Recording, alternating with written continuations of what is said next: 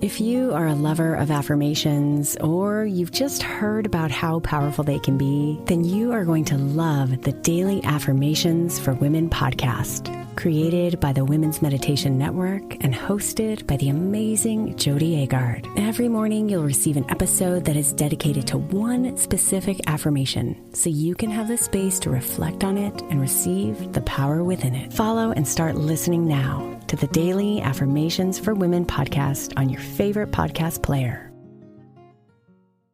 This is Optimal Work Daily, episode 1076. I quit my job, rejecting the clear career path and going out on my own. Part 2, by Kevin of FinancialPanther.com. And I'm your narrator, Dan, and I am back with you today, and I've got part 2 of this post, which I started for you yesterday. That was episode 1075, Sunday's show. So if you didn't happen to hear that one, I would recommend going back and getting caught up. But if you're all ready for part 2, let's do it as we continue optimizing your life. I quit my job, rejecting the clear career path and going out on my own.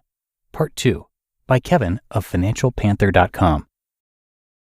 Each time I left a job, I thought that maybe my next job would be the dream job that I could work for in a few decades until I'd saved enough money to retire. I kept telling myself that eventually I'd find a place where I'd be happy and where I'd finally find that passion that just seemed to be missing in my professional life. After 5 years of working as a lawyer, it began to dawn on me that maybe I was going about this career thing all wrong.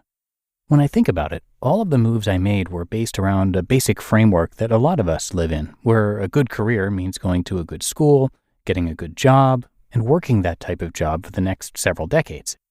It never once occurred to me that there were other ways to make a living beyond a regular job, even as I was going around making money in different ways each month. The interesting thing is that when you look at the work history of a lot of attorneys my age, you often see a pretty similar looking resume. Lawyers jumping around from job to job and from firm to firm.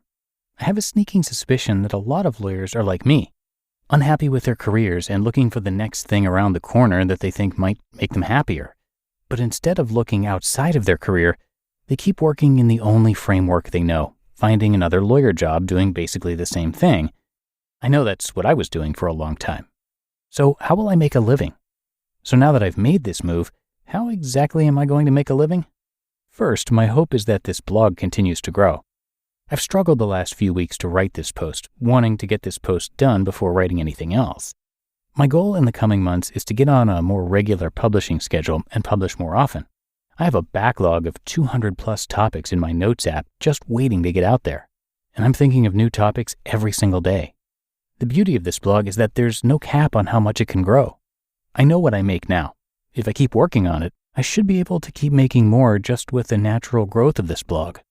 Second, I've got a nice benefit of pretty much being able to support my lifestyle with all of my side hustles that I've been doing over the years. As silly as many people think it is to go around walking dogs or delivering food on my bike, there's actually money to be made there.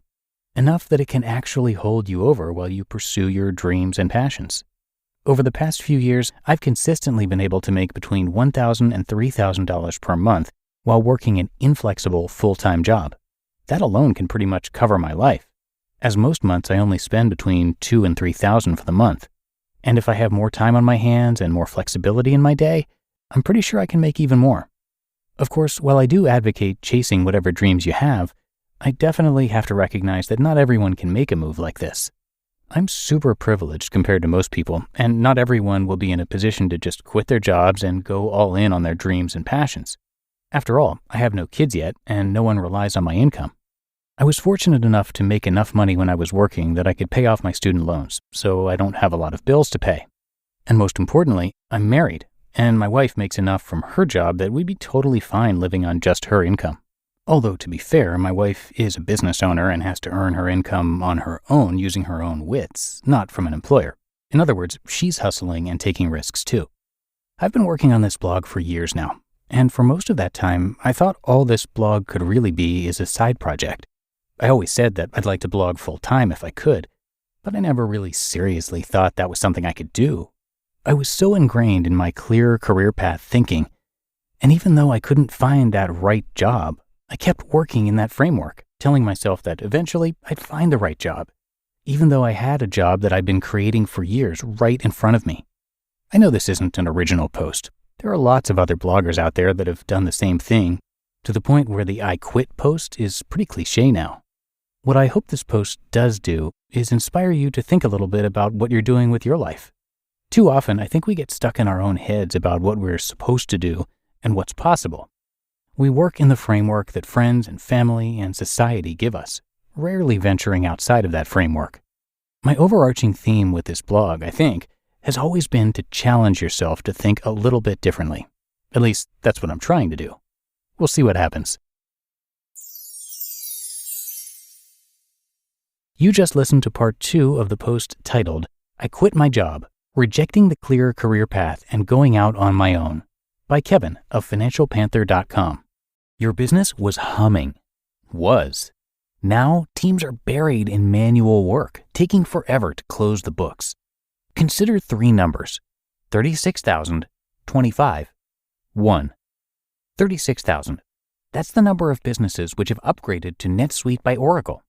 NetSuite is the #1 cloud financial system, streamlining accounting, financial management, inventory, HR, and more. 25. NetSuite turns 25 this year. That's 25 years of helping businesses do more with less. 1. Because your business is one of a kind, so you get a customized solution for all of your KPIs in one efficient system with one source of truth. NetSuite is giving you the power of having all your information in one place, helping you to make better, more driven decisions as a business owner. Right now, download NetSuite's popular KPI checklist, designed to give you consistently excellent performance, absolutely free at netsuite.com/startup. That's netsuite.com/startup to get your own KPI checklist. netsuite.com/startup.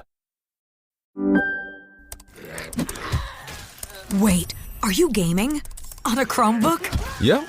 It's got a high-res 120Hz display, plus this killer RGB keyboard. And I can access thousands of games anytime, anywhere. Stop playing. What? Get out of here. Huh? Yeah, I want you to stop playing and get out of here so I can game on that Chromebook. Got it. Discover the ultimate cloud gaming machine, a new kind of Chromebook. And thank you to Kevin, who started this blog to share what he's learned about money and side hustling over the years, as well as to document his own journey towards financial independence. It's his hope that his experience and knowledge can help you out in some way. So check out more from him at financialpanther.com. But that does it for today here on Optimal Work Daily. I appreciate you being here with me each and every day and listening all the way to the end. And I'll see you right back here tomorrow, where your optimal life awaits.